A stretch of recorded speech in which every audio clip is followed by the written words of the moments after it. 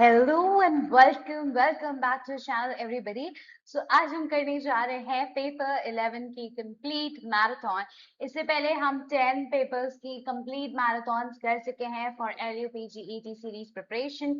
अगर आप ग्रेजुएशन में भी हैं so you can consider this series for your MCQ paper revisions. ठीक है, सो यस, आज हम पेपर 11 कर लेते हैं एंड आपको फ्री LUPGET सीरीज मिल रही है जहां पे PYQs, एक्सपेक्टेड क्वेश्चन, सारे पेपर्स के मैराथन्स प्लस मॉक सैंपल सब कुछ मिलने वाला है, right? So we have reached till paper 11 today. So आज करते हैं इनके 100 MCQs। Let's begin. सबसे पहले सिलेबस को जान लेते हैं हम लोग, है ना? So yes, the importance of being earnest. Where here we have our first question, the importance of being earnest. ठीक है, चलो। Jack Worthing was discovered as an infant in Jack Worthing को as an infant कहाँ पर मिला था? यहाँ पर the importance of being earnest में अलग अलग आइडेंटिटीज हैं। ये पेपर मैंने बहुत अच्छे से आपको पढ़ाया है, प्लस इसके MCQs भी कराए हैं बिकॉज ये आपके MCQs पेपर में था ग्रेजुएशन में। So you need to go check that out. उसमें बहुत सारे 100+ MCQs ईच यूनिट से अगर मिल रहे हैं आपको, which is a very big thing. So आपको अकेले इंपॉर्टेंस ऑफ बीइंग अर्नेस्ट से 100 क्वेश्चंस मिल रहे हैं, ये बहुत बड़ी बात है। And don't miss the chance, don't miss that video, ठीक है?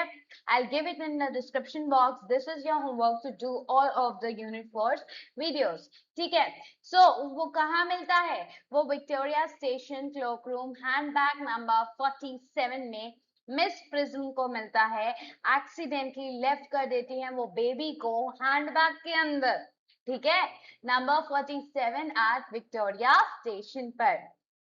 So, अगर आपने वो वीडियो कवर कर ली, इससे पहले आई वुड सजेस्ट कवर कर लो सो दैट आपको वहां से सारी चीजें क्लियर हो जाएंगी। एक एक इवेंट्स ढंग से बताए हैं, इंपॉर्टेंट इवेंट्स टू रिमेम्बर बताए हैं, सब कुछ बताया है। सो आप यहाँ क्वेश्चंस बहुत इजीली आंसर कर पाओगे फिर, ठीक है? सो जैक अडॉप्ट करता है अर्नेस्ट प्राइमली बिकॉज, क्यों अर्नेस्ट नेम वो अडॉप्ट करता है? ही डिसलाइक्स हिज ओन नेम, या फिर ही विशेस टू डिसीव ग्वेंडोलन, या फिर ही इन्वेंट करता है एक सिटी आइडेंटिटी जिससे कि वो एस्केप हो पाए, उसकी जो रूलर रिस्पॉन्सिबिलिटी है, वो जो बच्ची है, ठीक है, उस सबसे वो एस्केप हो पाए, अपनी रूलर रिस्पॉन्सिबिलिटी से सिटी में जाए एंड दूसरी आइडेंटिटी ले लेता है वो। सो इसीलिए उसने अपना नाम अर्नेस्ट रखा है। सो जैक क्रिएट करता है the imagery Ernest to lead a double life in London, ठीक है? दो तरह की लाइफ, एक कंट्री लाइफ, एक रूरल लाइफ। नाउ एल्गर्नन जो होता है उसका इनवैलिड फ्रेंड कौन है बताइए, जिसको वो बार बार बताता है कि वो बीमार है और उससे मिलने जाना पड़ेगा, एंड वो भी इस तरह से एस्केप करता है अपनी रियलिटीज को, अपने हार्डशिप्स को। So the option is Bunbury. Bunburying symbolize करता है विक्टोरियन हिपोक्रेसी और डबल आइडेंटिटी। विक्टोरिया में मैंने आपको पहले भी बताया, it was like queen Victoria के रेन में आपको कैसा मिल रहा है? विक्टोरिया के नेम में there is a lot of hypocrisy. लोग सामने से बड़ा ही मॉरलिस्टिक एंड ऑल दिखा रहे हैं, यू नो, अंदर ही अंदर अलग काइंड ऑफ प्रैक्टिसेस हो रही हैं, सारे करप्शन तरह के हो रहे हैं, but that is from inside, है ना? और लोग सामने से खुद को कुछ और ही दिखा रहे हैं। सो लेडी ब्रैकनेल अपोज करती हैं जैक की मैरिज को। क्यों अपोज करती हैं? क्योंकि वो पुअर है, क्योंकि वो बिलोंग करता है टू अनदर रिलीजन, या his parentage is unknown. Yes, इसलिए जैक को रिजेक्ट कर देती हैं क्योंकि उसका बाकी सब चीजें उसे अच्छी लगती हैं and she is okay with it. भले आपको लगे कि अरे ये चीज इतनी ओके नहीं है, बट या she is okay with everything else. But parentage कितनी इंपॉर्टेंस रखती है आप देख सकते हैं यहाँ पर। सो विक्टोरियन सोसाइटी वैल्यू करती है लीनेज को मोर देन पर्सनल कैरेक्टर, कि उसका पर्सनल कैरेक्टर कैसा है, उसकी हैबिट्स कैसी हैं, वो चीजें उतनी ध्यान नहीं देनी है। सबसे ज्यादा इंपॉर्टेंट है कि उसका लीनेज क्या चला आ रहा है, कैसा पेरेंटेज है उसका, ठीक है? क्योंकि उसके पेरेंट्स अननोन होते हैं तो इस वजह से उसे रिजेक्ट कर देती है। विच ऑब्जेक्ट फाइनली स्टैब्लिश करता है जैक की ट्रू आइडेंटिटी को? Diary, ring, handbag? Of course handbag, वही हैंडबैग जिसमें ये मिला था। सो हैंडबैग प्रोवाइड करता है एविडेंस कि जैक का बर्थ फैमिली कौन था, और ये उसकी फैमिली से ही निकलती है मैडम जो इनको रिजेक्ट भी कर रही थी। So Miss Prism had originally placed the manuscript inside the handbag की मैन्यूस्क्रिप्ट उन्होंने कहाँ कर दी थी? परम्यूलेशन, ठीक है? फॉर्म्यूलेटर, इसमें क्या होता है, इसमें बच्चा रखा जाता है जो उसमें इन्होंने हैंडबुक रख दिया, और जो हैंडबैग है जिसके अंदर बुक रखनी थी उसने गलती से उसमें बेबी को रख दिया. So she absent mindedly exchange the baby and the manuscript. Jack के फादर का रियल नेम क्या निकलता है? It's Ernest Moncrieff. तो अभी तक वो जो नेम ले रहा था वो बिल्कुल एक तरह से सही ही था, बिकॉज आपके फादर के नाम पे आप अपना नेम रख सकते हैं. सो जैक डिस्कवर करता है कि उसका एक्चुअल नेम है एक्चुअली वो जो अर्नेस्ट जॉन मॉनक्रीफ ही है. ठीक है. Now so Algernon is Jack's. Algernon क्या जैक का निकलता है? एल्डर ब्रदर, उसका बड़ा भाई निकलता है ना. So Jack turn out to be Algernon's elder brother. आखिरी में रिवील होता है. ये इंपॉर्टेंट है कि कौन किसका क्या लगता है, आखिरी में पता चलता है. ठीक है. सिसली जो है, जो उसकी बच्ची है, वही जिसकी रूरल रिस्पॉन्सिबिलिटीज हैं इसके पास, falls in love with Ernest through. Ernest से फॉल इन लव करती है. आप सोचो कि अर्नेस्ट तो इसका गार्जियन था, कैसे? दिस वाज एल्गर्नन जो कि फेस बदल कर आया है. एंड क्योंकि अर्नेस्ट बताता था कि तुम्हारे जॉन, वहां पर जॉन था वो रूरल लाइफ में, एंड बाहर यहाँ सिटी लाइफ में अर्नेस्ट था. तो वहां जॉन था और सिसली इसकी इसके अंडर थी, ये उसका गार्जियन था. सो वहां पर उसको बताता था कि तुम्हारे मेरे जो भाई हैं, ठीक है, जो तुम्हारे चाचा हैं, वो है अर्नेस्ट. तो एल्गर्नन इस बात का फायदा उठाता है और अर्नेस्ट बनकर चला आता है, and she falls in love with that Ernest. Imaginations and diary entry से ही वो पहले से फॉल इन लव हो चुकी है. And you will be shocked कि क्योंकि वो उसकी अर्नेस्ट की बात किया करता था जॉन, तो सिर्फ उस बातों को सुनकर, उनके बारे में इतना ही जानकर, वो इमेजिनरी वर्ल्ड में एक और अपनी डायरी एंट्रीज में लिखा करती थी उसको letters. So it's like she felt in love इस वे से, अर्नेस्ट से, जो उसके चाचा लगते हैं. वाइल्ड जो है वो सैटराइज कर रहे हैं रोमांटिक आइडियलिज्म, किसमें? सिसली के थ्रू, है ना. ओके. गेंडोलिन जो है वो इंसिस्ट करती है she can only love a man जिसका नाम क्या होगा? अर्नेस्ट. दोनों ही लड़कियों को अर्नेस्ट नेम बहुत पसंद आता है. So Ernest name itself becomes an object of satire. ठीक है. The truth is rarely pure and never simple. It is by Algernon. So one of Wilde's best known epigrams हैं ये. So Dr. Chasuble जो थे, जो Miss Prism से associated है थोड़ा. So it was, of course, is the doctor, lawyer या rector. He is the rector, not the doctor. ठीक है. सो चॉसबल क्या है? एक लोकल क्लर्जीमैन है जिसे हम रेक्टर कहते हैं. सो वाइल्ड का प्ले फर्स्ट कहाँ पर परफॉर्म हुआ था हमारा ये वाला? So it was perform importance of being Ernest. It was performed in 1895 at Saint James theatre. ये भी आ जाता है क्वेश्चन, कहाँ पे परफॉर्म हुआ था? London 1895. Premiered at Saint James theatre London in 1895.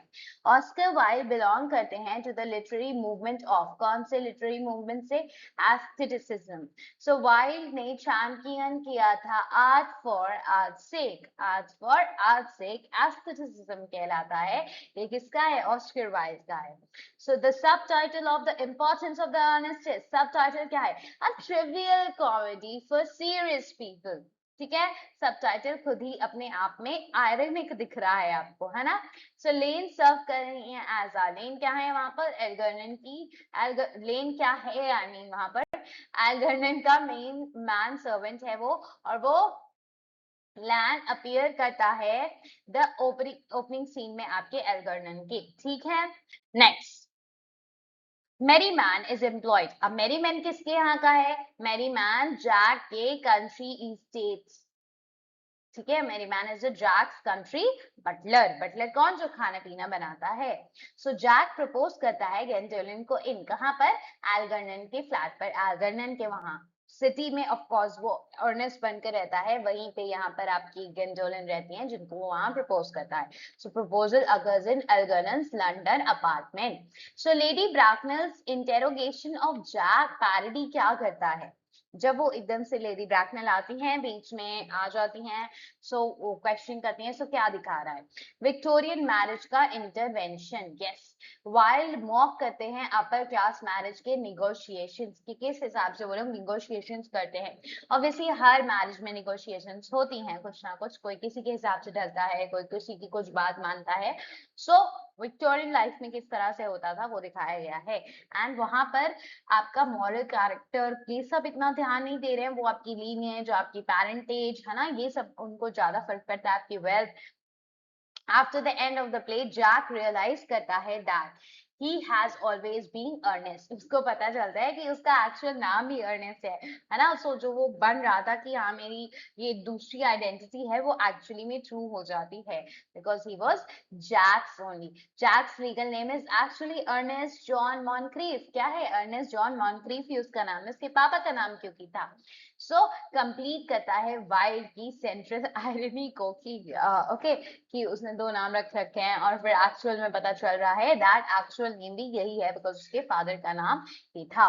So look back in anger was performed in which year? It was performed in 1956।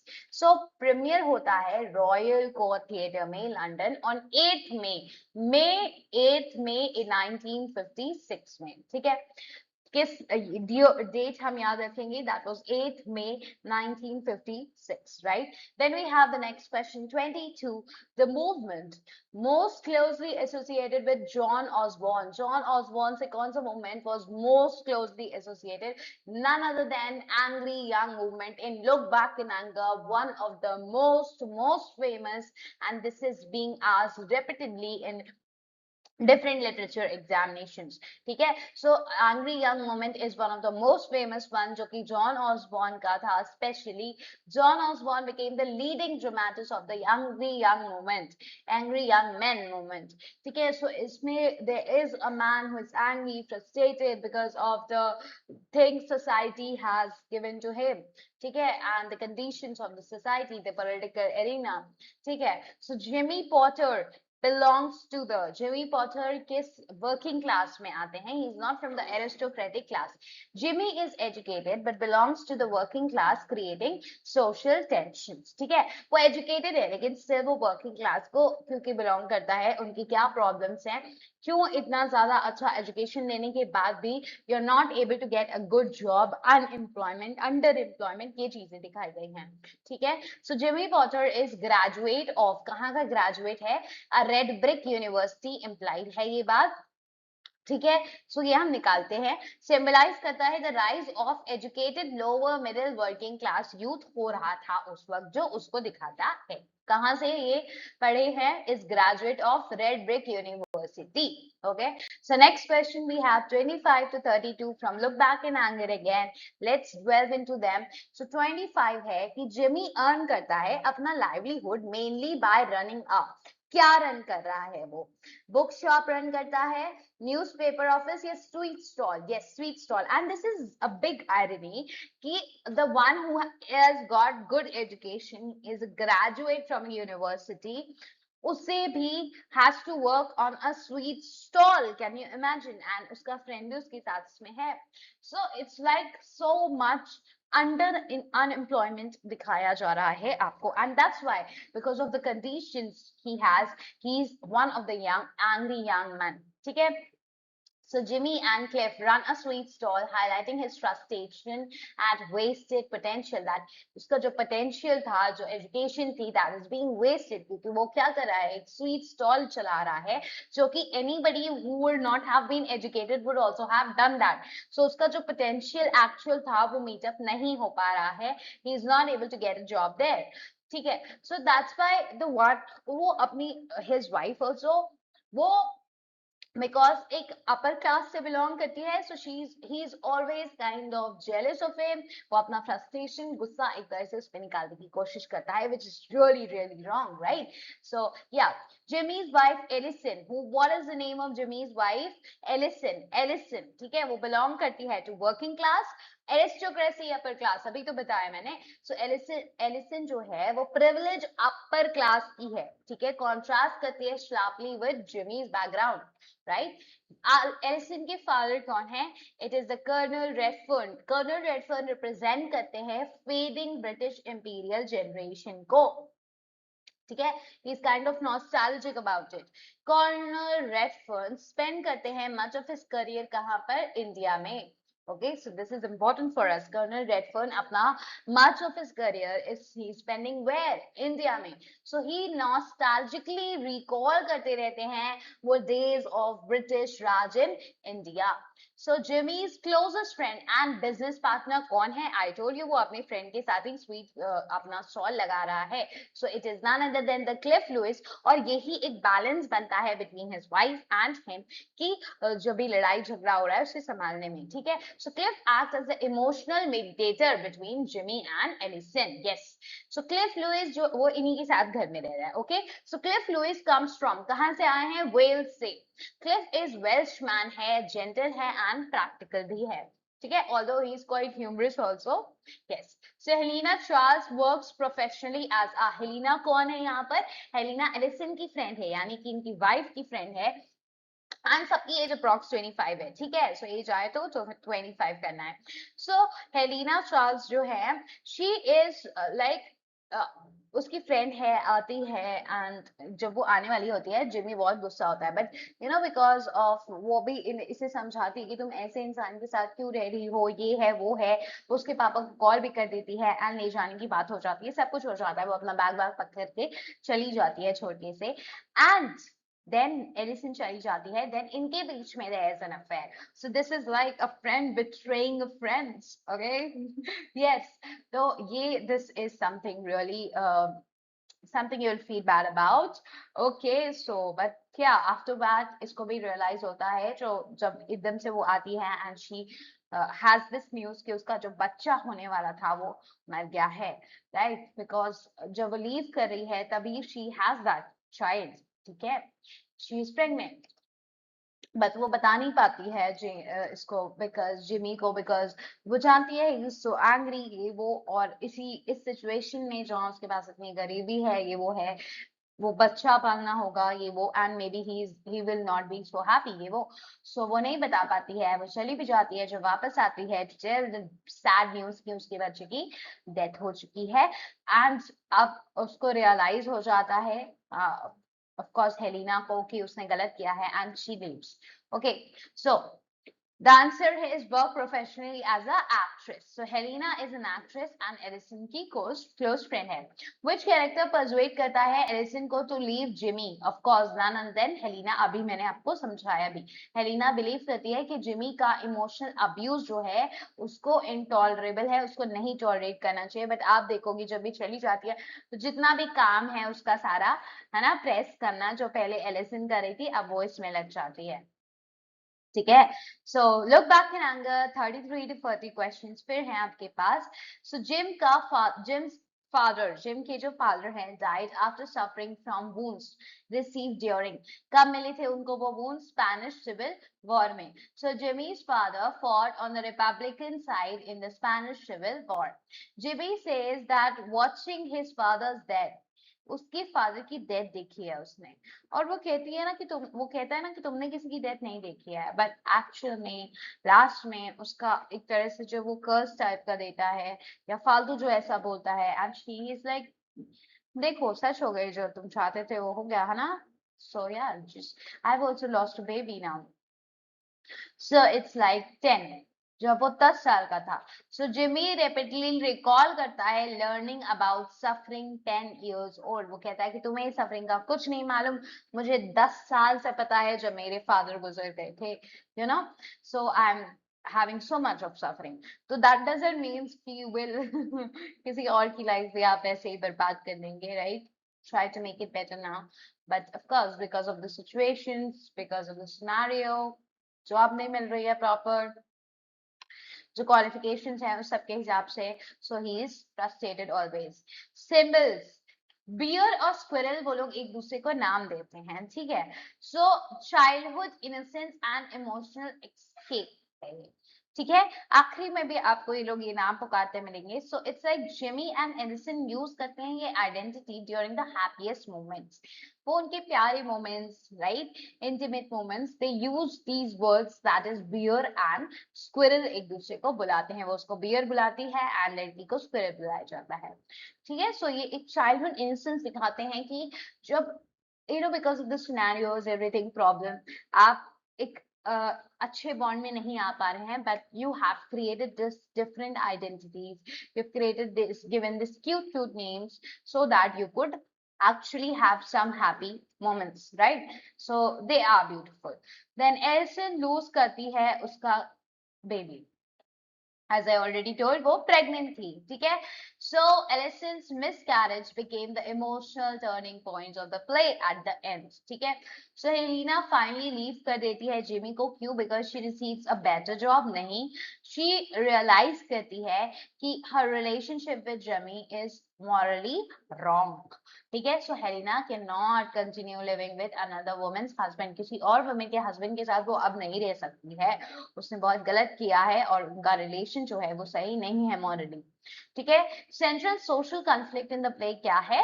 Science and religion की ऐसी कोई बात नहीं होती है, working class, yes, resentment and upper class की privilege दिखाई गई है। सो ऑसबॉर्न क्रिटिक करते हैं ब्रिटिश के रिजिड क्लास डिविजन्स को। Jimmy Porter is best described as tragic hero है क्या, या फिर an anti hero drive driven by anger, frustration? Yes, he's an anti-hero, जो कि एंगर है, फ्रस्ट्रेशन है उसके अंदर। So Jimmy is one of the modern drama का greatest anti-heroes. At the end of the play, Jimmy and Edison क्या करते हैं? वो रिटर्न करते हैं the bear and squirrel की फैंटेसी को। So their return symbolize करता है emotional reconciliation through the future, क्योंकि जो फ्यूचर है उनका वो नहीं पता अब क्या होने वाला है, अभी सिर्फ रिकंसाइलेशन हुआ है, रिटर्न हुआ है उनका बेरल स्क्विरल फैंटेसी का, ठीक है? But we are like open ended है, पता नहीं उनका फ्यूचर कैसा होगा, क्योंकि सारी सिचुएशन एकदम से तो सही नहीं हो जाने वाली है ना, तो क्या होने वाला है वी ऑल डोंट नो। पता नहीं फिर से इन लोग में लड़ाई होने लगेगी, फिर से सेपरेट हो जाएंगी, या इस बार किसी तरह साथ में रहने की कोशिश करेंगे। What's going to happen we don't know, we need to, it's like point of open ended छोड़ा गया है ना? So yes, question number 41 to 48 the हेरी एप से हैं अब आपके पास क्वेश्चंस। सो इसमें एग्जिस्टेंशियलिज्म दिखाया गया है, वो पूरी टाइम अपने आप पे गर्व करता रहता है, that he is great, he is strength, he is having that strength, ये जो शिप है उसी की वजह से चल रही है, he is the ship himself, इसकी वजह से सब कुछ चल रहा है, ये एनर्जी लगाता है, ये उसमें फ्यूल देता है, ये सब कुछ कर रहा है, ठीक है? So is very proud of himself. लेकिन जब पूरा वाइट गाउन में एक लड़की उतर के आई एंड शी इज लाइक, यांग को देखकर वो एकदम से बेहोश हो गई, ठीक है? बिकॉज उसको लगा ये क्या एप जैसा है, और उसने उसको वो बुला भी दिया, ठीक है? सो उसकी सारी आइडेंटिटी शेकन हो गई, ठीक, वो शॉक रह गया। वो अभी तक सब कुछ मानता था अपने आप को, खुद को, एंड देन धीरे धीरे you will see the turning point कि वो मानता है कि वो नहीं है कुछ भी यहाँ पर, ठीक है?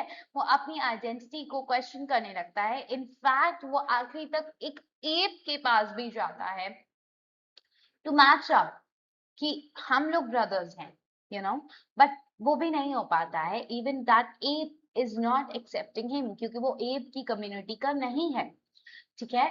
सो इट्स लाइक उसकी आइडेंटिटी पूरी तरह से शेकन हो जाती है, एंड ही इज लाइक कि मैं कहाँ बिलोंग करता हूँ, ठीक?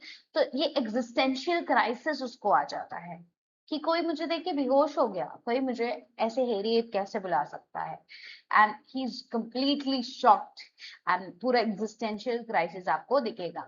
सो हेरी, और वो जो मैडम है, she is like, she pretends, she is trying कि मैं तो भाई एकदम रियलिस्टिक लोगों की हेल्प करना चाहती हूँ, मैं ये रियल देखना चाहती हूँ वर्ल्ड, ये वो, एंड उसकी आंट वार्न भी करती है, you won't be able to, but she is like, और उसको बोला जाता है कि आप वाइट गाउन में मत जाए, वहां गंदगी होगी, ये होगा वो होगा, बट शी चूजेस इट, क्योंकि मैं एक कपड़ा पहनकर फेंक दूंगी उसको।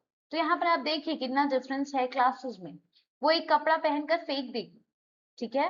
एंड है people are not having that much of money, वो दिन भर वर्क करते हैं तब जाके उन्हें खाना मिलता है, ठीक? Hairy app was first publish in, कहाँ पब्लिश है? 1922 में पब्लिश हुई है, publish in 1922, landmark American expressionist drama है ये, ठीक है। First performance of the Hairy Ape is took place in, और ये मोस्ट इंपॉर्टेंट एक्सप्रेशनिस्ट ड्रामा है, हम इसकी साइकी को समझ रहे हैं। So Harry Ape took place in which year was it premiered? 1922. It premiered in 1922, establishing O'Neill's international reputation.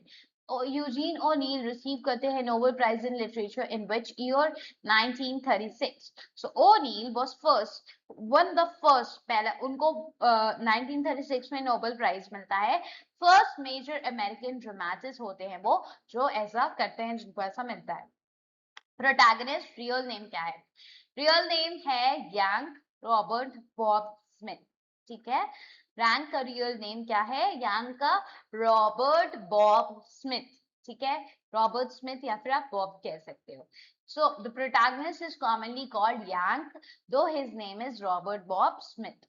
So Yank work as a, Yank क्या हुआ है वहां पर? इंजीनियर है क्या? नहीं, वो होता तो उसकी क्या ही रेपुटेशन अलग होती। No, he is a fireman या फिर स्टोकर ना, जो कोल डाल रहा है उसमें फायर्स में, ठीक है। So he shovels coal into the ship के फर्नेस में, जिससे उसे एनर्जी मिलती है और वो चलती है ship. So play opens in a ship stoke hole, stoke hole में जहां पर यंग लोग काम कर रहे हैं, अलग अलग तरह की आवाजें आ रही हैं। Working class people, you know, they get drunk, they enjoy and एक दूसरे को गाली में व्यूज देना, बोलना, चिढ़ाना, ये सब चीजें चल रही हैं। स्टॉक होल सिंबलाइज करता है इंडस्ट्रियल हेल्थ को एंड डीह्यूमनाइजेशन। किस सिचुएशन में है वो लोग, यू जस्ट सी इट, है ना, आपको लगेगा ये क्या है, this kind of animalistic situation में रखा गया है इनको। Even animals don't deserve that kind of situations, ठीक है। So luxury liner in the play sails across the, ये कहाँ पर सेल कर रही है? आपकी अटलांटिक ओशन में ये ship travel between America and Europe, ठीक है। Important, wealthy young woman who changes young's life is, जिसकी वजह से उसकी आइडेंटिटी पूरी शेकन हो जाती है। So it is none other than Mildred Douglas. कौन है? Mildred Douglas, Mildred Douglas. So Mildred reaction trigger करता है गैंग की identity crisis को। Next 49 to 56 हेरी एप से ही है। So Mildred is the daughter of, किसकी daughter है? A millionaire steel manufacturer की। So her father steel empire represent करता है industrial capitalism को और वैसे लोगों को, ठीक है। ये लोग सिर्फ और सिर्फ दिखावा कर रहे हैं इन जैसी लड़की, जो she is just trying to show, you know, कि मैं बड़ा मदद करना चाहती हूँ, देखना चाहती हूँ ground realities and all, but actual में she is not able to see that. मिलते ही तुम उसको तुरंत ही एक बुला दे रही हो, है ना, so you are not ready for it at all. Seeing Yank Mildred cries out, क्या बुलाती है? द हेरी एप, ठीक है। सो इंसल्ट डिस्ट्रॉय कर देता है यांग का कॉन्फिडेंस और उसकी आइडेंटिटी पूरी तरह से शेकन हो जाती है, ठीक। So long is chiefly interested in what? Politics and socialism. So long interpret करता है वर्कर, जो वहां पर वर्क कर रहा है लॉन्ग वो है, ठीक है, workers suffering through socialist ideas. So वो पॉलिटिक्स और सोशलिज्म में इंटरेस्टेड है। यांग का ग्रेटेस्ट साइकोलॉजिकल कंफ्लिक्ट क्या है बताइए? Loss of identity and belonging, कहाँ मैं बिलोंग करता हूँ। सो एलिनेशन हो गया है, आइडेंटिटी हो गई है, ये सेंट्रल थीम्स हैं। Organisation Yank attempts to join is कौन सी? IWW, industrial worker of the world, ठीक है। सो IWW भी रिजेक्ट कर देता है यांग को, believing he is a police spy, ठीक। After trying to attack Mildred, Yang is imprisoned in, अब वो ऐसा बोल के जाती है एंड देन उस बहुत क्यूरियस होता है, पहले तो वो लोग गेट शट कर देते हैं, ठीक है, पहुंच जाती है, बच जाती है, बट देन बाद में वो फिर अटैक करने की कोशिश करता है वहां जाकर, उसके यहाँ जाकर, राइट। सो उसको प्रिजन में डाल दिया, उसके घर जाकर, सो उसको प्रिजन में डाला जाता है। सो ब्लैकवेल्स आइलैंड जेल में, Blackwell's Island jail, O'Neill refer करते हैं ब्लैकवेल्स आइलैंड प्रिजन इन न्यूयॉर्क को, ठीक है। Expression in the Hairy Ape is mainly used to portray, जो एक्सप्रेशनिज्म है उसको वो क्या पोर्ट्रे करने की कोशिश कर रहा है, इनर साइकोलॉजिकल एक्सपीरियंस, हमने अभी बात की, साइकोलॉजी उसकी पूरी अच्छे से दिखा रहा है। सो एक्सप्रेशनिज्म एक्सटर्नलाइज कर रहा है हमारे ज्ञान के मेंटल और इमोशनल स्टेट को, हमें दिखा रहा है बाहर कर। 57 to 60 we have hairy ape, and then 61 to 64 we have Tughlaq. ठीक है। So the gorilla at the end symbolize क्या करता है, gorilla क्या बताएगा, प्रिमिटिव आइडेंटिटी और ट्रैजिक आयरनी जो उस बंदे की होती है।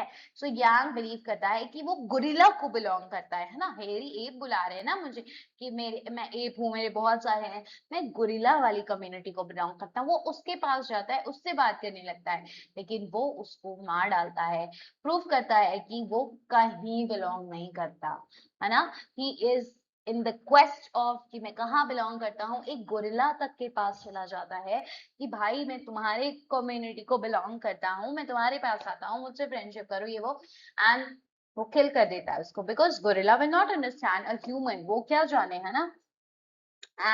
Yang dies because unless वो trained है बहुत, so Yang dies because he shoot, वो shot, उसको shoot कर दिया जाता है, he falls from the ship, या gorilla crushes him, yes, बहुत ही tragic ending होती है, gorilla embraces and fatally crush कर देता है यांग को।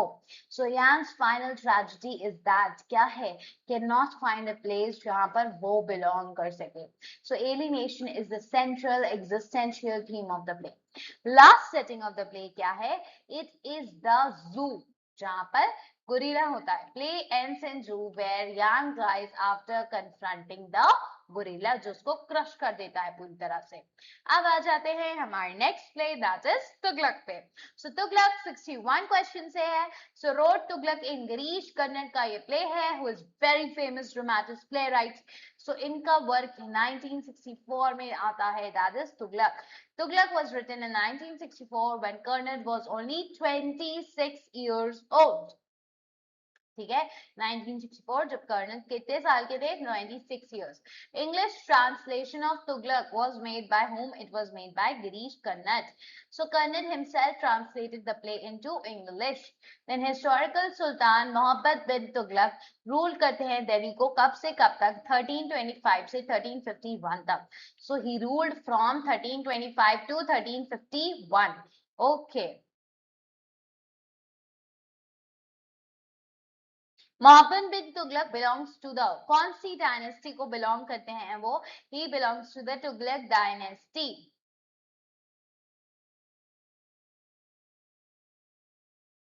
Next, he was the second ruler of the Tughlaq dynasty. कौन से रूलर थे, किस नंबर के रूलर थे वो, सेकंड रूलर थे Tughlaq. Okay, so question number, the play contains 65. Play contain कर रहा है how many scenes? कितनी scenes है इसमें, acts नहीं scenes ही हैं, that is 13 scenes. ठीक है। The action of the play cover करता है कितना, approximately years, that is 5 years, है ना। और वो जाता है आपका, then capital is shifted from, कहाँ से, दिल्ली से कहाँ ले जा रहे हैं, दौलताबाद, that is देवागरी। एंड लोग बिल्कुल भी इससे खुश नहीं होते हैं, बहुत से लोग रास्ते में मर जाते हैं। आपको ये भी दिखता है कि you know people are not ready to shift and people are facing a lot many problems. इनके सिपॉइज भी हैं, इवन इफ अजीज भी जो डिस्गाइज दिख रहे हैं, उनके पास सिंपैथी नहीं है, कोई किसी की मदद नहीं कर रहा है, so that is not there. So one of Tughlaq most famous historical decisions हैं ये। और एक कॉइन वाला भी बहुत इंपॉर्टेंट है। सो तुगलक इंट्रोड्यूस क्या करते हैं, कॉपर टोकन करेंसी, अभी हमने बात की, experiment with the copper currency कर देते हैं, जो कि फेल करता है ड्यू टू वाइड स्प्रेड काउंटरफीटिंग। आप कॉपर करेंसी कर दोगे वो कि लोग जल्दी इजीली उसकी नकली बना लेंगे। देखो गोल्ड को नकली बनाना तभी शायद टफ हो, right, but copper token currency, आपको इसीलिए एक सीन भी दिखेगी जहां पर पूरा ढेर लगा हुआ है, पहाड़ बन चुका है, जहां पर काउंटर फिटिंग कॉइन्स इन्हें पाए गए हैं, और कितने तो अभी सर्कुलेशन में होंगे। सो ये बहुत ही खराब डिसीजन होता है। नजीब क्या है, सुल्तान के पॉलिटिकल एडवाइजर हैं, सो एडवाइस करते हैं सुल्तान को, but becomes unpopular later. Aziz best described as क्या था ये था एक क्लेवर इंपोजिटर, और इसको एज अ फॉइल माना जाता है तुगलक का, क्योंकि तुगलक के जो डिसीजंस हैं, जो स्ट्रैटेजीज हैं, वो फेल कर जाती हैं यूजली, बट इसकी सारी स्ट्रैटेजीज तुम देख रहे हो पास हो रही है, सही हो रही है। तो एक जब सक्सेस तुम्हें दिखती है किसी की, उसके सामने एक किंग का जो नहीं जीत पा रहा है, दैट इज उसका उभर रहा है, उसकी बात जो है वो उभर कर आ रही है कि हाँ देखिए ये सक्सेस नहीं हो पा रहा है, क्योंकि वो जो अजीज है वो सक्सेस हो जा रहा है। So he is a foil to this character. So Aziz repeatedly change करता है आइडेंटिटी, एक्सप्लॉइट करता है जो सुल्तान की पॉलिसीज हैं उसके साथ हेर फेर करता है। सो अजीज इस कंपेनियन, अजीज का कंपेनियन कौन था? आजम, जिसकी बाद में डेथ हो जाती है। सो आजम असिस्ट करता है जिसको, अजीज को उसकी डिस्गाइजेस में उसके साथ देता है। शेख इमामुद्दीन, जिनको इन्होंने अपने ही कपड़े पहनाकर भेज देते हैं एंड उसके साथ डिसाइडफुल करते हैं। And guys it is like वो क्योंकि क्रिटिसाइज करता है इनको ओपनली, सो क्रिटिसाइजेस सुल्तान ओपनली, ही फियरलेसली क्रिटिक करता है तुगलक के रूल को, और जिसने ऐसा किया है उसके साथ तो किंग क्या ही करेगा सबको ही पता है, राइट? किया जाता है। तुगलक डिसाइडफुली यूजेस शेख इमामुद्दीन, उनको यूज करते हैं हिज एम्बेसडर की तरह या a decoy to deceive rebels. Yes, so सुल्तान सेंड करते हैं उनको एज डिस्गाइज एज हिमसेल्फ, खुद का बनाकर, ठीक है, टू मिसलीड द रेबल्स, और इनकी डेथ हो जाती है उसी वजह से, है ना। लोग सुल्तान समझ के इसको मार भी डालते हैं। सो बरानी जो है वो Barani serves as a historian and observer. आपको नाम भी ऐसा लग रहा होगा बरानी, है ना, कैसा नाम है? Historical type of. So historian है एंड ऑब्जर्वर है। सो बरानी कमेंट करते हैं on political events and provide करते हैं historical perspective. Murdered father of Mughal Tughlaq was, क्या नाम था मोहम्मद तुगलक के मर्डर फादर का? गियासुद्दीन तुगलक। सुप्ले अल्यूड करता है कि मोहम्मद ही हैं सस्पेक्टेड, कि उन्होंने ही अपने पापा को मारा है। ठीक, तुगलक की जो स्टेप मदर बचती हैं वो क्या करती, वो उन्हें एग्जीक्यूट करा दिया जाता है। Even she is executed, showing that sultan's increasing paranoia, वो एकदम पगला चुका है, इज पावर ही चाहिए बस, है ना। Which statement best captures the tragedy of Tughlaq. बहुत अच्छे से तुगलक मैंने पढ़ाया हुआ है, जो वीडियोस पहले देखने को इसलिए कहा है, ठीक है, सो दैट क्वेश्चंस आपके लिए इजी पीजी बन जाए। सो बताइए, बेस्ट कैप्चर करता है ट्रेजेडी ऑफ तुगलक, वो लैक करता है इंटेलिजेंस या idealism collapses into tyranny. Yes, उनके आइडियलिज्म कोलैप्स कर जाते हैं टायरनी में। सो कर्नेट पोर्ट्रे करते हैं तुगलक को एज द आइडियलिस्ट, जो रिफॉर्म करता है, डीजेनरेट, जिनके रिफॉर्म्स जितने भी अलग अलग तरह की, करेंसी वाला रिफॉर्म ले लो कि दूसरी जगह दौलताबाद, दिल्ली टू दौलताबाद शिफ्ट हो जाते हैं, डीजेनरेट इनटू क्रियालिटी, डिस्पोटिज्म, जो लोग नहीं जा पाते हैं, बहुत लोग उस जर्नी में ही बहुत लोग की डेथ हो जाती है एंड बहुत लोग पहुंच नहीं पाते हैं, ये हो रहा है वो हो रहा है, ठीक है। सो देयर इज, एंड दिखाए जा रहे हैं कि इनके जो सिपॉइज भी हैं, दे आर ऑल्सो, इवन जो डिस्गाइज करके बने हैं अजीम लोग, they are not being able to be very kind to people, है ना, कोई kind नहीं हो पा रहा है लोगों से। historical transfer of the capital occur होता है कब? 1327 में। so capital was shifted in 1327. token currency experiment historically took place around किस year में? the reform belongs to the 1329 to 1330 वाले टाइम में। कब टोकन करेंसी वाला जो बदलाव आया था, और जब बात होगी कैपिटल कब शिफ्ट हुआ है, तो 1327 में। Tughlaq was first published in which language? किस लैंग्वेज में पहले पब्लिश हुई थी? of course it's Girish Kannada, so we have it in Girish Kannada का कनाडा में, of course सबसे पहले पब्लिश हुआ था, so in 1964, right? so हमारे लास्ट के 20 क्वेश्चंस बचते हैं, let's see them. Arrange the following plays chronologically according to their first publication, या फिर परफॉर्मेंस से हमें अरेंज करना है। सो सबसे पहले क्या आता है guys? It's none other than the हेरी एप, ठीक है। फिर उसके बाद the importance of being Ernest, फिर आ जाता है look back in anger, and then the Tughlaq. So सबसे पहले इम्पोर्टेंस ऑफ बीइंग अर्नेस्ट आया है, सो वन सबसे पहले होगा। वन देखिए सबसे पहले इसमें नहीं है, गलत हो जाता है, इसमें है, इसमें है एंड इसमें भी नहीं है। So then we have the Hairy एक बताया था हमने, सो 2 नंबर है ये इसका, ठीक है। सो 2 का 2 है, so 1 2 and we have 3 here, तो यहाँ पे cancel, this is correct answer. Okay, so years भी देख लेते हैं। The importance of being Earnest 1895 है, मैंने इसे याद रखा था 1895, इट्स लाइक 95 आखिरी में आ रहा है। सो हेरी एप 1922 22 आ रहा है आखिरी में। लुक बैक इन एंगर की डेट 8 मई 1956 सबको याद हो जानी चाहिए, क्योंकि ये बहुत ही इंपॉर्टेंट और रेवोल्यूशन था एक बहुत बड़ा। सो 1956 तुगलक का 1964 हो जाता है। Okay, next, match the following play with its dominant dramatic technique कौन सी यूज हुई है, उसके साथ मैच करना है। इंपॉर्टेंस ऑफ बीइंग अर्नेस्ट किससे होगा, क्या उसमें आपको कहीं से भी हिस्टोरिकल ड्रामा दिख रहा है? नहीं। ये कहाँ दिखेगा? Of course in the Tughlaq. So 4 को हमने 3 से मार्क कर दिया, ये हट गया, ये भी हट गया, ये भी 4 का 4th है तो हट गया। Of course this answer is correct, हमें ऐसे ही मिल गया एक ही से। लुक बैक इन एंगर क्या है? किचन सिंक ड्रामा है, very very important kitchen sink drama है। सो 3 का 4 हो जाता है, ये देखिए। ठीक है, फिर हेरी एप आपका कैसा है? Of course it's none other than a expressionist drama. और हेरी एप एज एक्सप्रेशनिज्म की अलग से वीडियो मैंने बना रखी है, क्यों वो एक्सप्रेशनिज्म है डिटेल में पढ़ाया है, go watch that out also. So Importance of being Earnest क्या है? कॉमेडी ऑफ मैनर्स, जिसमें कॉमेडी भी है, आपको कुछ मॉरलिस्टिक बातें भी बताई जाएंगी, सिखाया जाएगा। So yes, this is the wild का जो है वो कॉमेडी ऑफ मैनर्स है, यूजीन ऑफ नील का एक्सप्रेशनिज्म है, जॉन ऑसबॉर्न का किचन सिंक ड्रामा है, कौन सा? Look back in anger, Girish Karnad का तुगलक प्ले हिस्टोरिकल ड्रामा है, जो कि पब्लिश कब हुआ है? 1964 में हुआ है। लुक बैक इन एंगर 1956 में हुआ है। हेरी एप 1922 एक्सप्रेशनिज्म, ठीक है। Importance of being Earnest 1895 comedy of manners by Wilde, Oscar Wilde, ठीक है। अपडेट्स भी याद करा दी गई, पर यहीं पर राइटर्स भी बता दिए हैं चारों के, पब्लिकेशन डेट्स हो गए, राइटर्स हो गए, एंड क्या वर्ड का नाम है हो गया है। सो आई होप इसके बाद आपको कोई भी कंफ्यूजन नहीं होगी और यहीं पे आप लर्न करके ही जाएंगे। So which pair is correctly match बताना। बनबरी क्या जैक का सर्वेंट करता है? जी नहीं, वो उसका फ्रेंड करता है। सो लेन क्या एल्गर्नन का मैन सर्वेंट है? जी हाँ, ये भी हमने मार्क भी किया था पीछे। मैरी मैन लेडी ब्रैकनल का बटलर नहीं है, ठीक है। जॉसिबल जो है वो क्या लॉयर है? नो, वो डायरेक्टर है, हमने डिस्कस किया था, ये भी अलग अलग से क्वेश्चंस हैं। यहाँ पर देखो, आपको ज्वाइन करके भी 4 की नॉलेज एक ही क्वेश्चन में ले ली जाएगी।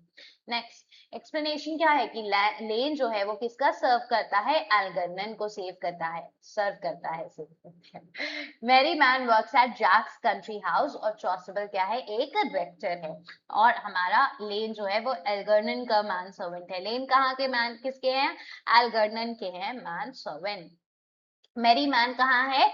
जैक के कंट्री वाले हाउस का सर्वेंट है। सो विच कैरेक्टर, और कंट्री हाउस का मतलब, कंट्री मतलब ये नहीं होता, ये जो सिटी वाला, city is city and country मतलब कि वो विलेज, वो टाउन एरिया वाला, ठीक है। ये बात ध्यान रखना, पढ़ाया है वैसे तो ऑफ कोर्स मैंने, बट जिन्होंने नहीं पढ़ा है वो ध्यान रखें एंड पढ़ लीजिए please guys. So which character repeatedly changes identity for personal gain, अपने खुद के गेन के लिए आइडेंटिटी कौन चेंज करता है? none other than Aziz. Aziz disguised himself as different people to exploit Sultan की policies को। बाकी लोग is different mistaken identities रखते हैं, okay, to change, but as such कोई पर्सनल बहुत बड़ा गेन नहीं हो रहा है उन्हें। अजीज डज हैव, वो पैसे भी कमाता है, right, and all of that. So Hairy Ape Mildred's reaction to Yank gang primarily क्या डिस्ट्रॉय कर रहा है? हेरी एप मिल्ड्रेड का रिएक्शन यंग जो देती है उसका क्या डिस्ट्रॉय कर देता है? क्या फ्रेंडशिप डिस्ट्रॉय कर देता है? नहीं, उसके कुछ फ्रेंड्स रहते हैं उसके साथ, ऑफ कोर्स वो तो प्रोवोक करते हैं, जाओ लड़ो ये वो। सेंस ऑफ आइडेंटिटी लूज हो जाती है उसकी, फिजिकल स्ट्रेंथ उसके पास रहती है, एम्प्लॉयमेंट तो ठीक है जो भी है, मतलब हटता रहता है, but it's mainly the sense of identity. Being called a Hairy Ape make Yang question who and what he really is. मैं क्या हूँ, मैं कौन हूँ, मैं कहाँ बिलोंग करता हूँ, एंड आखिरी में वो जू में गोरिल्ला के पास चला जाता है, ट्राइंग टू मेक फ्रेंड्स और ब्रदरहुड विद हिम, और आखिरी में वो उसे क्रश कर देता है एंड ट्रैजिक एंडिंग हो जाती है उसकी। सो जिमी पॉटर फ्रीक्वेंटली अटैक कर रहा है सिर्फ पॉलिटिशियंस को, सिर्फ एडिसन को, या middle class complexity and social hypocrisy को? यस। सो उसकी एंगर एक्सटेंड करती है क्लास प्रिविलेज तक, इमोशनल एम्प्टीनेस दिखेगी, एंड पोस्ट वॉर ब्रिटेन आपको दिखाया गया है बैकग्राउंड में, क्या क्या दिखाया गया है? इमोशनल एम्प्टीनेस लोगों के अंदर जो है, एंड पोस्ट वॉर ब्रिटेन दिखाया गया है। क्या हालत थी तब की?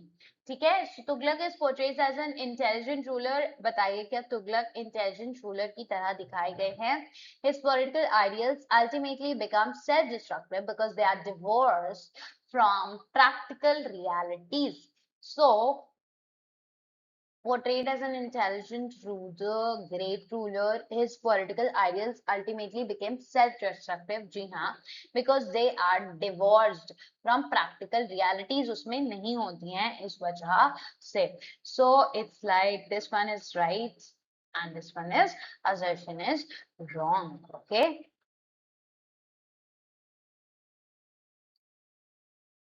Okay. So Karnat presents Tughlaq as brilliant but tragically impractical होता है वो. Okay.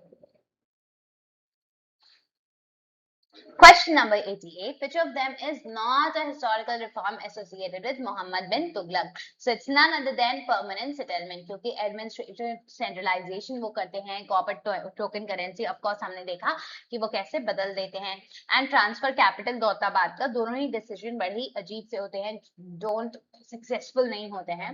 ठीक है. So permanent settlement जो है वो introduce किया गया है बाद में, किसके द्वारा? Lord Cornwallis by him in 1793. ठीक.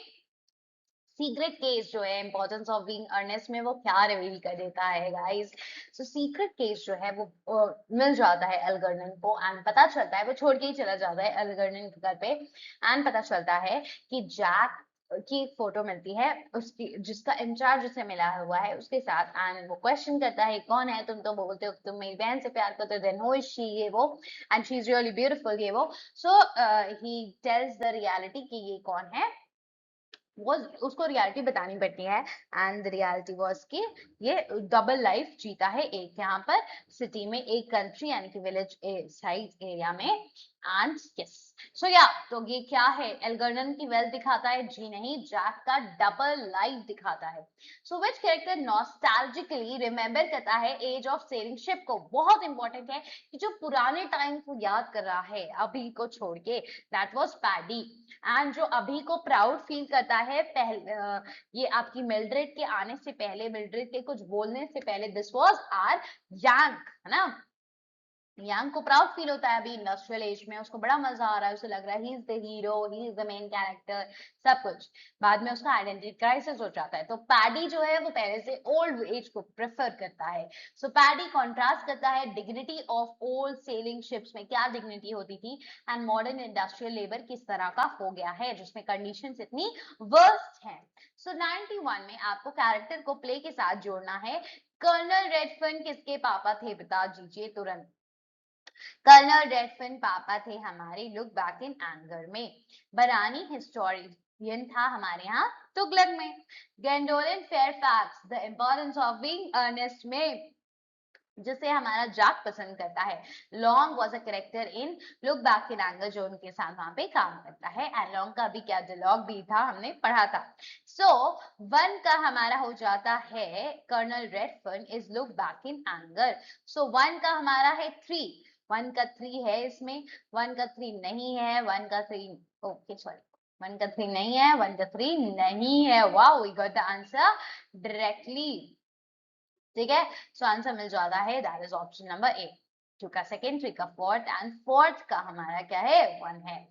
Okay. Let's go on to the question number 92. So which play is more strongly associated with theater of ideas? से कौन सा play associated है, जरा बता दीजिएगा guys. Is it Tughlaq? नहीं, ये historical kind of play है. ठीक.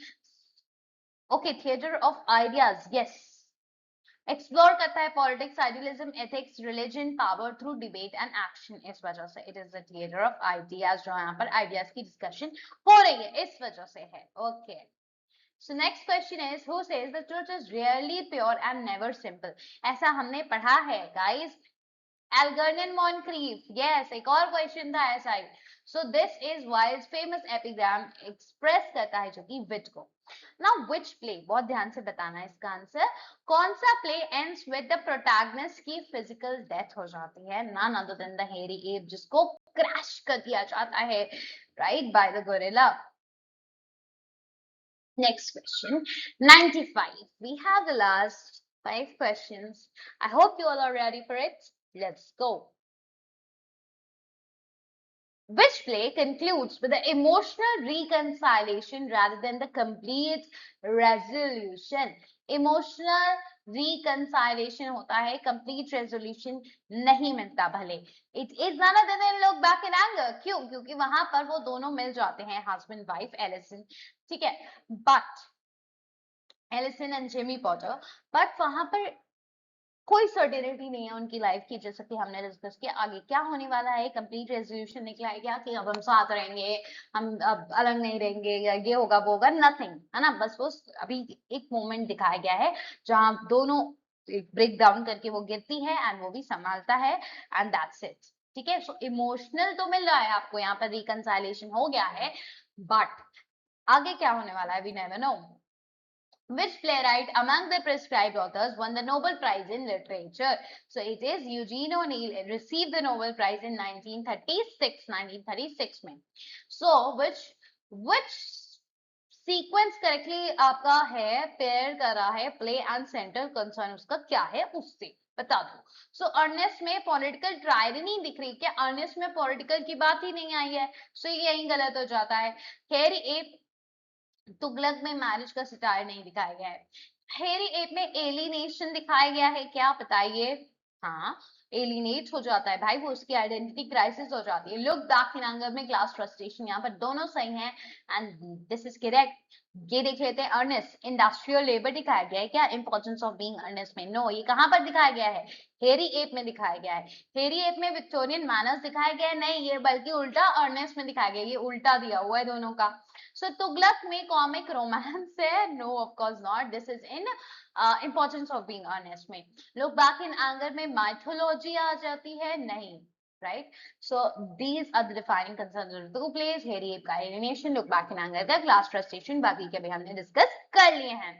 So हमें ऑप्शंस डिस्कस करना भी इसीलिए जरूरी है guys, because किस में से क्या आ जाए, मे बी ऑप्शंस वाले में से कुछ सही आ जाए जो हमने अभी सिर्फ बातों में डिस्कस किया, तो आपको वो सुनना भी बहुत जरूरी है. Which statement best explain कर रहा है title? The importance of being earnest. It praises honesty alone. Honesty को सिर्फ place करता है, या it is spun on the name of earnest and the quality earnestness. Yes, this option is correct. So while build करते हैं comedy around the double meaning of earnest and earnest. Earnestness जो एक इंसान के अंदर वो सच्चाई होनी चाहिए, and एक earnest name. And this name is so important in the play, है ना? So the hairy ape is expressionist play. हाँ भाई, बात सही है आपकी. It presents external reality mainly to reflect the protagonist's inner psychological state. Yes. So expressionism distort करता है external reality को to reveal the inner emotional truth. So ये बात दोनों सही है and these are the correct explanations also. तो both are correct. R explains it correctly. आगे बढ़ जाओ. And the last question is here. That is, which statement best unify कर रहा है सारे चार आपके plays को? So it is they celebrate social stability and certainty को. बताओ है सब में? हाँ, नहीं, of course not. So Harry app में उसकी डेथ तक हो जाती है, क्या सर्टेनिटी है? लुक बैक इन एंगर में कोई सर्टेनिटी नहीं है, सिर्फ इमोशनल रिकंसाइलेशन है, तो ये आंसर गलत हो जाते हैं. सारे प्लेस में ऐसा नहीं है. So they examine identity, society, conflict between the individual और सोशल इंस्टीट्यूशंस, जैसे कि मैरिज हो गए, ठीक है, and through different dramatic forms. Yes, this is correct. Not just because it's very wrong, but also because it's correct. Saying correctly, saying the things correctly. So they all reject humor. सब reject करें humor को नहीं. Importance of being honest में हमें humor दिखता है, ठीक है. Look back in anger में हमारा एक करेक्टर भी इसीलिए दिया गया है क्लिफ की, वो humor behavior थोड़ा सा रखे करे, है ना. पूरा एकदम अशांति हो जाती, एकदम सिर्फ लड़ाई एंड ऑल हम लोग देखते बस. So they all reject humor, ऐसा नहीं है. They are all tragedies based on Greek myths, of course not. Realities पे भी बात हुई है. Look back angle में तो पूरा realism दिखाया गया है आपका, social political. सो क्या बैकग्राउंड रहा है उसका। सो फाइनल अल्फा रिविजन कर लेते हैं। Play year, one line keyword और मोस्ट इंपोर्टेंट कैरेक्टर्स का। इंपॉर्टेंस ऑफ बीइंग अर्नेस्ट कब पब्लिश हुआ है मैंने बताया 95, 1905 से आपको याद रखना है। सो 1895। आइडेंटिटी और सटायर है इसमें। जैक है, एल्गर्नन है, जो दोनों अपनी आइडेंटिटीज बदलते हैं एंड अर्नेस्ट होता है। और एल्गर्नन ज्यादातर एक बना दिया है कि मेरा एक फ्रेंड है जो बीमार रहता है, उसके पास जाता है to escape his responsibilities and things. और जैक ने दो बना रखी है, एक कंट्री साइड और एक यहाँ पर in the city. Identity and city में गैंडोलिन को प्रपोज करता है एंड गैंडोलिन को भी अर्नेस्ट ने बहुत पसंद है। वो ऐसे ही नाम के साथ शादी करना चाहती है जो अर्नेस्ट हो। और same is with the Algernon's lover also. ठीक है, सो गैंडोलिन है, सिसिली है, सिसिली के साथ भी यही है जो कि एल्गर्नन की लवर है। लेडी ब्रैकमन है जो पहले रुक जाती है, नहीं करवाना चाहती है शादी एंड जैक को तो बिल्कुल ही मना कर देती हैं। जब सिसली और एल्गर्नन की भी नहीं कराती है, जो पता चलता है उसके नाम पे इतना बड़ा बिल है इतने पैसों का, तब वो रेडी हो जाती है कि हाँ कर लो, है ना, पैसे की बात आ गई यहाँ पर।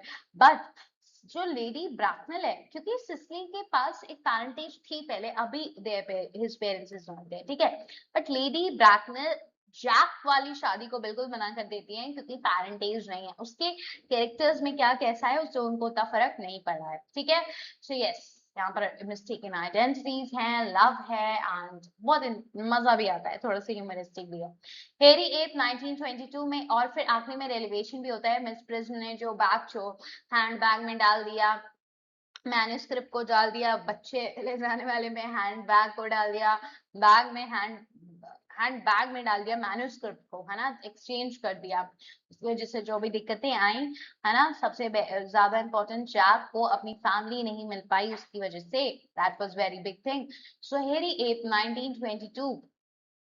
एलिनेशन, यांग, मिल्ड्रेड, पैडी जो कि पुराना समय बहुत पसंद करता है एंड वी हैव लॉन्ग जो वही काम करता है साथ में। एलिनेशन दिखाया गया है, आइडेंटिटी क्राइसिस दिखाया गया है, और ये कैसा प्ले है, एक्सप्रेशनिज्म, जहां पर बाहर की सेटिंग ऐसी ही दिखेगी जो कि आपके जो प्रोटैगनिस्ट है उसके साइकोलॉजी में जो चल रहा है वैसे टाइप की आपको दिखेगी। So look back in anger 1956, 8 May 1956, very important revolutionizing date. Angry young man movement. Jimmy है यहाँ पर जो कि बिल्कुल लोअर क्लास का है, उसने पढ़ाई लिखाई की है, रेड ब्रिक यूनिवर्सिटी से पढ़ा हुआ है एंड उसके बाद भी ग्रेजुएट होने के बाद भी उसे एक नौकरी ढंग की नहीं मिल पाती है। This shows under employment, unemployment and उसको एक स्वीट स्टॉल पे काम करना पड़ता है क्लिफ के साथ जो उसका फ्रेंड है। देन एलिसन है, सबकी एज अप्रॉक्स 25 है। हेलिना जो है वो उसकी दोस्त है, एक्ट्रेस है, आती है घर, उसको खुद समझाती है कि तुम ऐसे इन्वायरमेंट में ऐसे पति के साथ कैसे रह सकती हो, तुम प्रेग्नेंट भी हो, परेशान हो जाओगी, ये वो एंड वो उसके पापा को कॉल करके उसे नेक्स्ट से भेज भी देती है। बट देन अगेन वो खुद वो काम करने लगती है, प्रेस कर रही है, ये सब कर रही है एंड वो जिमी के साथ अफेयर बना लेती है। At the end she realises कि वो जो कर रही है this is not moralistic, this is not good, उसे गलत किया है। एंड हमारे पास कौन आता है यहाँ पर, वापस आती है एलिसन विद द फैक्ट कि उसकी जो बेबी है जो था वो डेथ हो चुकी है उसकी, है ना, मिसकैरेज हो गया है उसका एंड वो फूट जाती है एंड ब्रेक डाउन हो जाता है वो स्टेज पे, वहीं पे आपको गिरी दिखेगी। एंड देन आखिरी में दोनों का स्क्विरल एंड बियर वाला बात वापस आ जाता है यहाँ पर। इमोशनल रिकंसाइलेशन तो है, वो उसको संभालता तो है, जिमी पॉटर संभालता है एलिसन को, बट वी डोंट नो कि उनकी लाइफ आगे की कैसे होने वाली है बिकॉज जो सिचुएशंस हैं पॉलिटिकल सोशल वो एक्चुअल में सही नहीं हुई हैं। उनकी फैमिली की कंडीशन इसलिए सही नहीं होगी फाइनेंशियली भी अभी भी। सो कर्नल रेडफर्न जो है, कर्नल रेडफर्न वो उनके पापा हैं एंड वो कहीं ना कहीं जो ब्रिटिश इंडियन राज जब ब्रिटिश का राज जब था इंडिया पे एंड उस टाइम की बातें वो याद करते हैं, is quite nostalgic. And Tughlaq आ जाते हैं फिर हम। So Tughlaq is 1964। और पता है इसका ये पॉइंट भी रहा है आपके जिमी का कि मुझे 10 साल से मैंने अपने पापा को खोया है, so I know I have suffered a lot more than you. और तुम अपर क्लास की हो तो उसे हमेशा वो टॉन्ट्स मिलते रहते हैं एल्सिन को एंड शी इज लाइक बहुत ज्यादा उसके साथ ऐसा वो सारा गुस्सा फ्रस्ट्रेशन निकलता रहता है। सो तुगलक 1964। Idealism versus power. अब बहुत ज्यादा घूमने वूमने को भी नहीं मिलता उसको, है ना, वो इवन चर्च वर्च भी गई है अपनी फ्रेंड के साथ, तभी बड़ी प्रॉब्लम्स हो रही है इनको। है ना। सो तुगलक 1964 में आया है, आइडियलिज्म वर्सेस पावर है इसमें। उनकी वो इंटेलिजेंट तो है, लेकिन किस तरह से उनकी जो चीजें हैं जो वो कर रहे हैं, that is not so good. उनकी पॉलिसीज जो है वो बढ़िया से वो नहीं रख पा रहे हैं, एंड इसकी वजह से बहुत सारा उनको हेट्रेड भी मिलता है। सो मोहम्मद तुगलक अजीज है जो कि उनका फॉली की तरह है, उसकी सारी जो ट्रिक्स एंड टिप्स हैं जो भी वो करता है वो बल्कि सक्सेसफुल हो जाता है, तो इनकी फॉली की तरह है। उसकी सक्सेस और इनकी जो सक्सेस नहीं हो पा रही है उसको आप कॉन्ट्रास्ट में देख सकते हो, और हाईलाइट होती है इनकी non success because of his success, इस वजह से ये फॉली है।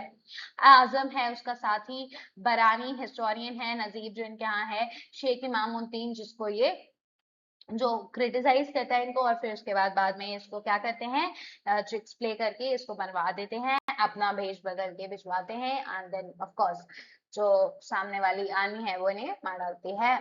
So yes, I hope you have got a lot from this video. 100 questions पूरे हमने कर लिए हैं, सब कुछ जान लिया है about the play, हमने राइटर्स जान लिया, हमने पब्लिकेशन डेट्स, परफॉर्मेंस डेट, कहाँ पर परफॉर्म हुआ है जिसके लिए इम्पोर्टेंट था, एजेस जान ली हैं। जिम्मी वाले में तो मोस्टली लोग बैक इन एंगर में 25 एज है सारे लोगों की, है ना। So yes, we have got to know a lot many things, a lot of knowledge from this video. सिर्फ और सिर्फ क्वेश्चन से नहीं, एक्सप्लेनेशन से एंड बातों से भी हमने बहुत कुछ जाना है। सो आई रियली होप ये आपके काम आएगा इन द एग्जामिनेशन। आप मेरी बातें बहुत अच्छे से सुन रहे होंगे, एंड यू विल सी कि एग्जाम्स में आपको कितना ज्यादा बेनिफिशियल ये होता है, ठीक है। So if you are you want to do a wholesome बढ़िया सी preparation, then check your preparation to sample paper, mock test, everything, ठीक है। सो आइए यहाँ पर free LUP GET series आपके लिए ही चल रही है, it is not for anybody else, आपके लिए ही जो LU की preparation कर रहे हैं। So just come and yes enjoy this, and of course not for anybody else I should not say, क्योंकि English literature as a subject है जिसमें सारी ही तरह के MCQs बहुत ज्यादा इंपॉर्टेंस होते हैं सबके लिए। प्लस जो बच्चे ग्रेजुएशन कर रहे हैं वो अभी से अगर अपना इसको बेस बनाकर चल रहे हैं उनके लिए भी बहुत ज्यादा इंपॉर्टेंट है। So if you have somebody जो अभी ग्रेजुएशन में जा रहे हैं, एंड एमसीक्यू पेपर्स भी होते हैं उनके लिए, तो उनके लिए भी ये वीडियोस बहुत इंपॉर्टेंट है, you can share with them also. But अभी आपके लिए तो सबसे ज्यादा इंपॉर्टेंट है, if you are giving LUPGT exams, आपकी होल सोल प्रिपरेशन हो जाएगी। अभी तक कुछ भी नहीं पढ़ा था, तब भी मैंने स्टार्ट में ही कह दिया था आपकी बढ़िया सी प्रिपरेशन हो जाएगी, क्योंकि आप समझ सकते हो अभी हम 11th MCQ वाली सीरीज पे हैं, मैराथन पे हैं। हमने 11 में 100 कर चुके हैं, 1100 MCQs हम कंप्लीट कर चुके हैं guys. You can imagine these many MCQs जब आप लगा कर जाएंगे, अप्रोक्सीमेटली जब आप 2000 अप्रोक्सीमेटली 2000 प्लस MCQs लगा कर जा रहे होंगे, सो क्या आप वो 100 MCQs नहीं कर लेंगे? 100 में से आप इतने तो कर ही लेंगे कि आपको एक सीट मिल जाएगी। So I hope you have got to know the importance of these videos, and they are really important। मैं मेहनत करी हूँ तो आप भी साथ में करिए, एंड इनको रोज का रोज देखिए। होमवर्क में जो डिस्क्रिप्शन में दिखा है वो भी देखना है आपको, ठीक है।